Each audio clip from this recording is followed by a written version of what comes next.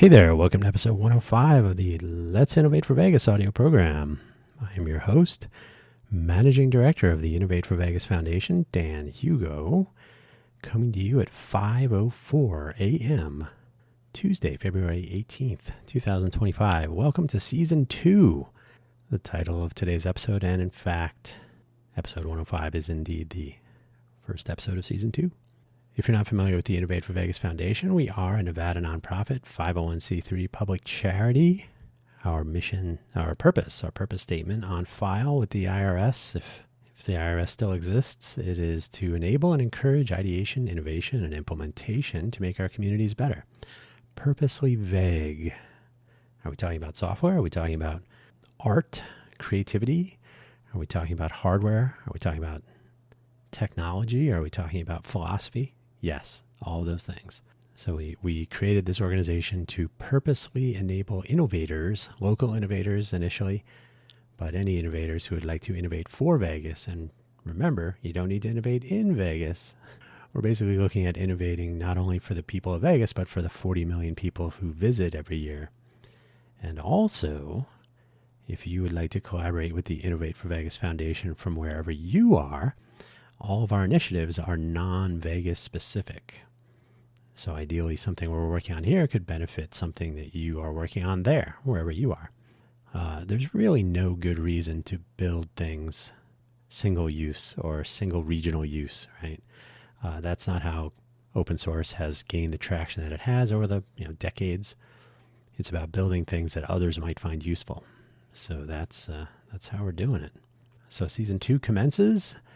As you may or may not know by now, I'm hoping that wherever you found this audio program, you are able to locate the episode description, which contains the show notes and a summary of today's episode, which I will read to you, and the links for today's episode. These are the same 4 as always, so don't expect any additional homework. But if you're new to the audio program, you can locate these links and follow them if you like. The summary of today's episode is, this is the first episode of Season 2 of this audio program, a perfect time to review a couple of things, see where we are headed, and how we might get there. Interesting times call for interesting measures! Exclamation point. The links for today's episode, the Innovate for Vegas Foundation homepage at innovateforvegas.org, Innovate FOR Vegas, no punctuation. Innovate FOR Vegas, and then a dot, and then org. You'll find our gatherings calendar, among other things, if you'd like to join in our mostly weekly meetups. We're taking an alternating week hiatus, if you like. So instead of doing our initiative meetup on Monday and our office hours on Thursday every week, we're having one each week, and then they alternate. So yesterday, Monday, the 17th, we had our initiative meetup on Monday, and then we are not having our office hours on Thursday. Next week, no initiative meetup, office hours on Thursday, and so on until the end of March. So we're just kind of loosening up our schedule a little bit, see what actually kind of works and what may or may not need to be moved around, and so on. So check out our homepage for that and other information about what we're working on and donating if you're interested in supporting our tax-deductible donations to our tax-exempt organization. We are 501c3 in good standing. As far as I know, you never know nowadays, but no, we're good, and we're coming up on our 3rd year in the summer. We'll be 3 years old. projectact.info, that's project-act, A-C-T, period info, like information, info, all about the autonomous cohort tessellation. Though Project ACT did begin life as the autonomous cohort transformation, both still apply. The tessellation is probably more interesting in the near term and requires more sort of development. The transformation initiative was mostly about information resources and maybe conversation. This was back when brigades were still around from the Code for America days, for anyone who was interested in perhaps becoming a more independent entity. But now that brigades were sunset, everybody's an independent entity. agileforvolunteers.org, just like it sounds. Agile, FOR, volunteers, no punctuation. agileforvolunteers.org That's our workflow that we're trying to build on top of the fundamental or first principles of Agile from 2001. That was a workflow methodology or some core ideas developed by and for software engineers, programmers, developers. Agile for Volunteers, in keeping with our own purpose to enable and encourage, remember that? We're not software, we're everything or anything, as the case may be. And we're not employees sitting in cubicles, extreme programming during the week, during our iteration cycle. Volunteers have time to give when they have time to give it. Not always, not 40 hours a week, not punching a clock or being paid a salary. Volunteer time is valuable. So trying to make the most of that and trying to make the most of the rest of the volunteers from the volunteer perspective so that everyone contributing can feel as though they are doing so with some return on their investment eventually. agileforvolunteers.org. Ideally, other people will find this workflow interesting, along with Project Act. They're kind of orthogonal, they're related, but independent of each other, but they do fit together. And finally, Mastodon.Vegas. Eventually, we will have a Mastodon server running right here in Vegas for Vegas-centric ideas, the Vegas business, the business of Vegas. We have to work on the policies that, aside from releasing it, there will be some question about like, what are our moderation policies? What about, obviously COPA sets some age limits, but what about adult content or references to, and not exactly what you're thinking, although that might factor in there too, but the greater Vegas area does have a certain leaning towards gaming, that's gambling, adult beverages, and so on. So just how those things are mentioned and handled in the context of a place that actually does have regular, everyday teenagers, young people, people who live here who just do their thing, and so on. So where does that fit into all that? It's something I think that's worth considering. And so that's sort of not at the top of the list to roll out. We could just roll it out and see what happens, but move fast and break things is not a great idea. Let's be honest. And now on with the show. Season 2 commences, of course, today. This is Season 2, Episode 105. For the uninitiated, we started with Episode 0 in Season 0 because zero index counting is the right way to go in these modern times. Episode 53 was the beginning of Season 1. Episode 105 is the beginning of Season 2. The world is in a weird way lately. I don't know if you read the news, but if you have not been taking in a news report now and then, I won't break it to you here. But there may be a real need for people to connect with the way things work, whether it's their local infrastructure, whether it's how your state, if you're in the United States, how your state infrastructure, that is government, non-government organizations, the people that make all that stuff work. How does this stuff all fit together and work? And then, of course, the federal government, that's a big challenge. And if I may editorialize just briefly, I think that's a mistake that Code for America made, trying to address the big problems without building up the cohorts, the brigades that they call them, that were familiar with building up solutions to the small problems, the local stuff, improving, elevating communities locally, addressing problems, gaps, all this. I've talked about this in previous episodes. So if you develop cohorts that become adept at doing those things locally, and then they can those same cohorts can collaborate across their localities and realize that, oh, the thing we're working on here could help you, and vice versa, then suddenly you don't really need a top-down central planning entity to tell people what to do. They can maybe figure it out for themselves. Necessity, mother of invention, that whole thing. But yeah, things are getting a little weird. Becoming familiar with how to make systems work better might be a good job skill in the future. Again, and starting with your own surroundings and the infrastructure that you can interact with. And you can go to a city council meeting. You can work with your neighbors and friends and colleagues in coffee shops and libraries. You can do it locally. You can do it online. Virtual meetings are almost too simple at this point. So yeah, federal government stuff. That was sort of where Code for America started, top down. May or may not work, but we'll see. So we're doing we're doing the bottom up approach. But seriously, as the saying goes, the best time to become active in civic volunteerism in some way was when you were first aware that this was a thing, hopefully many, many years ago. The second best time is now. So ponder that. As far as us, for the near term, our annual list filing date here in Nevada is coming up at the end of June 2025, the end of our fiscal year also, June 30. Prior to that, we would very much like to add additional members to our board of directors. This will always be a challenge in the Greater Vegas area, but local directors helping to tell the story and navigate the developing culture of innovation here and beyond Greater Vegas would be a great thing. Obviously, our audio program season does not align with our fiscal year. That's fine. So the filing is coming up at the end of June, but hey, why not start talking about our near-term goals now, which also don't need to align with our fiscal year. So our near-term goals include growing our board a little bit. So you can't wait until June 29th to start asking. So we'll begin our sort of quiet campaign. We're not buying a billboard on the freeway or anything. But yeah, we'll see. We'll see what happens. Obviously, building up our workflow and outreach infrastructure overall is important.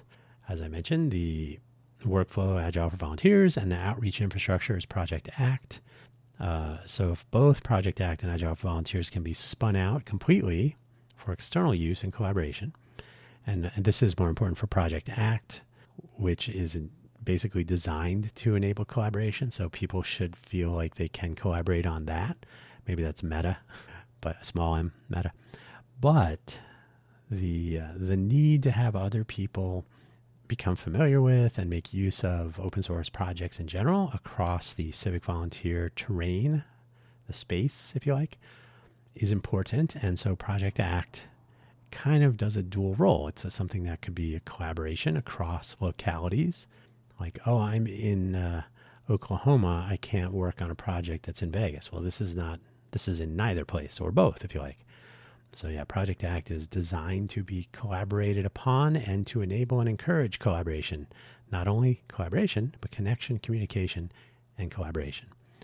So we need these in general, and we need the Project ACT notion, whether it's Project ACT or not, but the goals are important, if not the path to reach them. So hopefully it'll become useful at large, writ large, if you like. So writ large. Writ large is being taken out of, being misused so often, as I have just there. Writ large means large type, immediately obvious. At large means across a large population. Become useful at large. Writ large just means big type. Written large. There's a website called large.fyi, I believe it is. We'll talk about that some other time, but it provides helpful resources on how you should use large, at, or writ. Building up a local cohort is important in the near term, but remains low on the list of in the early days. Or low on the list of priorities, I guess. As I have mentioned before, and in keeping with show don't tell, attracting local innovators to our organization in our current cultural condition means impressing upon people what is in it for them, which is something of a long tail in a volunteer environment. You kind of have to be in it to see where it goes. You're not going to get a paycheck in 2 weeks. Neither am I. This was a disappointing realization in our first year and into our second. But now that we're coming up on 3 years old, the state of affairs is clear. We show don't tell. We need to go around people who are asking, is there free food? Or what's in it for me? Or why don't we just use WordPress? Or these other sort of, I don't want to volunteer my time unless there's something in it for me immediately views, which are maybe it's just a question of maturity in a innovation culture. Like growing up with an innovation culture, I think you get more of a sense of like potential.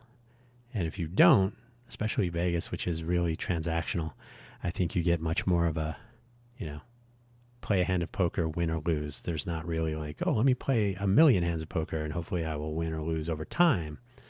Anyway, I digress.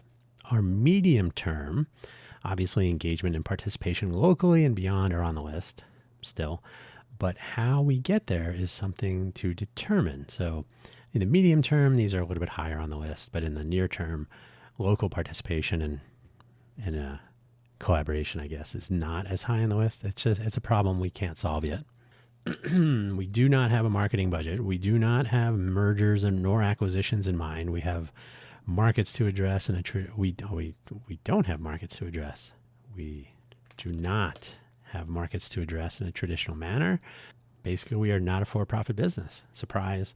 So we don't need to pursue growth or profitability. We do need to pursue participation. So in the medium term, so through the year of 2025, perhaps having more participation in general, whether it's local or at a distance, proximal or distal participation, would be good. And so ideally, Agile for Volunteers and Project ACT will help with that outreach, whether it's near or far. And then with being productive with your volunteer time, effort, and expertise in the midst of an initiative or being a part of our whole team approach, et cetera, et cetera. A return of hackathons, especially around smarter smart city efforts, will be a good thing. Maybe. It does not appear that the city of Las Vegas is so interested in collaborating now that our number one fan, Don Jacobson, appears to have departed his employ with the city of Las Vegas. Don was really integral in getting us up and running. We had our monthly hackathon meetups at the Innovation Center, which Don ran, Don managed, Don was the ruler of. So completely free of charge, complete, whole entire weekends dedicated to our monthly hackathon meetups, which were never appreciated by our discontinuous, non-recidivist participants, which is too bad. Don is gone, and so is the apparent interest in supporting this effort from the city, so we'll have to find a new place, maybe. We'll see. Aiming our efforts at Smart City, though, and especially at the visiting tourist and convention attendee population, may help to get our message out and maybe to engage with civic volunteers who may not happen to live in the greater Vegas area. So if somebody visits Las Vegas for whatever reason, and they can see a smarter smart city powered by volunteer efforts, powered by this, a nonprofit called Innovate for Vegas. Oh, interesting. I wonder if, there are people contributing to this project from Oklahoma or California or New Jersey or wherever. So with so many people visiting, if we can make civic volunteerism visible, and with the caveat that, this may also be happening where you live. So when you go back home, maybe there are some people working on similar things, and maybe we're already collaborating with them. Yes, the meeting of the minds, thanks to Las Vegas. A return of hackathons, especially around smarter smart city efforts. So then is a medium-term goal. I don't know if it will happen. I have to be honest. You can say you're having a hackathon. It doesn't mean people are going to show up. So yeah, return of hackathons, focus on smarter smart. Now we can do a hackathon on other things. Education was our other focus, but smarter smart city probably more tangible in the near term. And if we focus on the fun economy with the participants, with the visitors, and we make getting around the city or finding out what's going on in the city or the region, it's really more than a city. We can address the visitors with useful things that are powered by volunteer efforts. So that's the goal. And then the hackathon part, well, we'll see. We'll see where that fits in. Fingers crossed. All of our self-driven initiatives are intended to be long-term, going through a development life cycle with evolution and improvement like commercial products. So it's not one and done. I have found in my spelunking of the internets that civic volunteer organizations would tend to get a project from some external entity, a supportive or partnership, or so some sort of a external entity would say, "Hey, you want to work on this?" Or however a project was proposed and then executed, and then it's done, and that's it. This is not the way to build useful things. And part of contributing volunteer time to something is the realization that what you're doing will have value. If you want to be a volunteer and contribute to building a campfire, you will realize that the campfire is going to burn brightly, and then burn not so brightly, and then be snuffed out.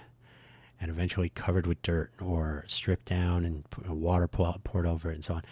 You are not building something that will go into the future, that will be around, that people continue to contribute to. Our initiatives are larger in scope and have more potential for moving parts, more potential for contribution, more potential for impact. And so ideally, these initiatives will continue to be developed over time. It's a great way for people new to civic volunteerism to jump in on a working project, see where they can add value, where they can learn from it, et cetera, et cetera. So all of our, so all of them are intended to be long-term.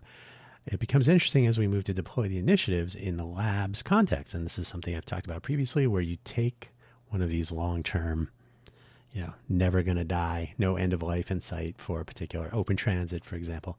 And you say, okay, well, we'll continue to develop the open source stuff as an ongoing Innovate for Vegas Foundation, initiative. But we can also spin it out. And if you've ever used Linux, and you probably have, and you don't even know it, Linux development continues in the Linux Foundation and in its various contributor groups and so on. But a company can take the Linux platform and can modify it to their needs, or can do some development and do some research or power a supercomputer or whatever. If they're going to ship it, they have to they have to do it in keeping with the GPL v2, I think it is, license under which the kernel is released. But so as long as you're complying with licenses and ethos and so on, it really is an empowering starting point for software related stuff. And this is true of a lot of open source projects. Some are released under even more permissive licenses, so you can actually ship products and elevate the tech community or even the non-tech community, because technology appears even in passive ways. So the take home is our initiatives can stay in an ongoing sort of iterative evolutionary development cycle, but we can also deploy them in the labs context, which is essentially, hey, here's a beta project from the brought to you or powered by the Innovate for Vegas Foundation, volunteers from Greater Vegas and beyond, and here they are, full attribution, and then deploy at arm's length in a for-profit or monetizable, I will say scheme. That sounds like something shady, but a separate company or however we would deploy it so that there is potential for monetization and profitability. So it would not be a nonprofit entity. So arm's length, at least. That's a pretty standard term in this arena. So we could actually deploy our projects, our initiatives, and monetize them. And the people that have contributed their volunteer time would, of course, have first refusal on continuing to develop and maintain and continue to improve the particular thing. So Open Transit, for example, could be deployed as a working platform. And then if there's a partnership potential with the RTC SNV, the Regional Transit Commission of Southern Nevada, which runs the bus system here, or with some other place to develop a platform that is usable in all the other places, could be the basis for a commercializable vendor relationship with transit companies. It could be just a straight monetizable, sort of an ad-driven or affiliate-driven, buy your passes through this platform, et cetera, et cetera, et cetera. Having an open source platform that would be useful for research and in transit services in different places and so on is interesting. So there's a lot of possibility that could arise from something like that, and that's only one of the initiatives we have working, so we'll see. If we can pursue monetization and even profitability, though, with volunteer time, effort, and expertise, the basis for potential jobs or at least some return on those volunteer investments is possible. And that has always been the plan, the long-term goal back then. So when we first started, I made a presentation about this labs concept to a room full of people who eventually disappeared. But this has always been the plan, so I can attest to the fact that this isn't something that just came to mind recently. This is something from months ago. In fact, I probably did an audio program about it, some episode in the distant past, certainly season 0. So there you go. So turning volunteer time, effort, and expertise into some sort of return, whether it's job potential from someone discovering, hey, you worked on this, you want to come and work at our company, et cetera, or putting stuff on your resume in general, personal portfolio. And it's not just technology. So it's product development, user experience, community elevation, all these things. They're all good things. And then if we can actually turn out the thing that people are working on and turn it into an ongoing concern that is for profit, monetizable, revenue generating, then the people that made that go are sort of, they're the first ones to be invited to continue doing that, to reap the rewards and so on. Maybe like a co-op. These are things that we can decide once we reach that point. That's why we use GitHub, by the way, to keep track of who's contributing what, and why we are using repos, even if stuff is not software. So we can use a similar model across all the component projects of a initiative. And then at the end of the day, we can say, well, here are the million people that contributed to this project and made it happen. In the long term, it's difficult to ponder long-term plans, as always, especially with an organization that is 100% volunteer, though we may as well take a shot now, knowing that none of these are necessarily required. Blue sky for the win, and I'm not talking about the social media platform. And there's only 2 bullet items here, and then we're done. Ideally, we would like to establish a presence in our own backyard here in the greater Vegas area so that volunteer contributions and the volunteers themselves, of course, are appreciated and valued locally. The problem with labeling a region as the next Silicon Valley or as an innovation hub, which the greater Vegas area is guilty of both of those things, the labels do not equal recognition. If you mention gaming to anyone in Vegas, or really anyone in the world, they know what you're talking about. They know, poker, craps, roulette, darts, whatever you're gambling on. If you mention AI inference, odds are they do not know what you're talking about. Ideally, they will at least know that there is an innovation culture evolving right here, and they often have no idea. So I've commented on this elsewhere in my audio program portfolio. The local media, the San Jose Mercury News, the paper of record in the Silicon Valley area through the 90s and into the modern era, would frequently feature on the front page news and information about startups and success stories and whatever was going on. Silicon Valley was a part of the culture. It had been for almost about 100 years by the time the dot-com boom started in the early 90s. So 100 years of innovation, cultural evolution, I guess. The culture evolved over time from just the goings-on of Silicon Valley. So we really don't have that in the greater Vegas area. That's something to work on. People need to be aware that this stuff is happening, that people in their neighborhoods might be trying to make our communities better and might be actually trying to start startups and all manner of things. Personally, I believe that, like open source in general, there is mostly good and some not good to be found in collaboration at scale, hence the Project Act initiative and its Project Act and its tessellation initiative to try to enable the 3 C's, again, connection, communication, and collaboration, which could, in theory, be aided with some discovery tools and maybe some AI for classification and inference for matches. And that's what we're working on as the tooling for Project Act. The tessellation is about discovery, and then connection, communication, and a little typo there.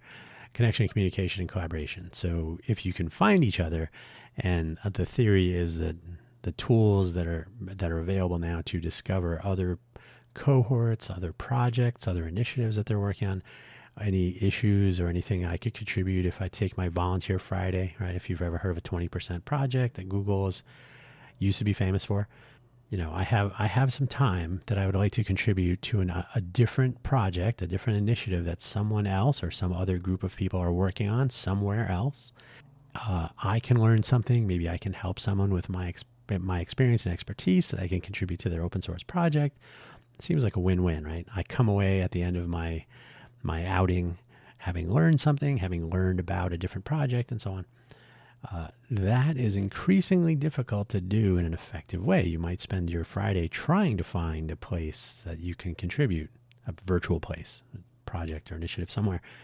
So we'll try to make that easier, try to make it easier to connect, communicate, and collaborate, maybe for multiple Fridays. So yeah, the long term, hopefully, again, is about having more people understand the value of participation in civic volunteerism, whether it's our organization or some other, but also connecting not only civic volunteer organizations, but organizations of one or more people, cohorts, who would like to do interesting things in the community elevation space or civic volunteerism in general to hopefully make people more aware of how the world works around them and to enable them to participate and affect ideally positive change in how the world works around them. And we'll see what happens. So those are long-term blue sky goals. I mean, they're generally offshoots of our near and medium-term goals, of course, but the long-term goals are what powers our near and medium-term goals, right? We should have some compass that we're trying to follow, and there it is. So welcome to season 2. The episodes will continue on a weekly basis. Maybe we'll have some guests one of these days. Really hoping to have more frequent announcements of accomplishment. If we can get the Challengers platform, I should say, up and running. As I'm speaking right now, the XO challenge for the Sphere is underway. So students are designing things that will appear on the Sphere's display system, I suppose, or however they're doing that stuff. There are other hackathons or other challenges. There are things going on that people simply don't know about unless you commit a crime or win a big jackpot or tear down or construct a sports stadium. You really don't get much attention here in the greater Vegas area. That can change, and that's in there too. Once people start getting recognized, they're more inclined to hey, what's going on over there? Why am I not a part of that? So there you go. We'll leave it there. Welcome to season 2 again, and we will be coming at you weekly as always. Take care. Don't forget, you can support Innovate for Vegas Foundation with your time, effort, and expertise, or money. Take care. Bye-bye.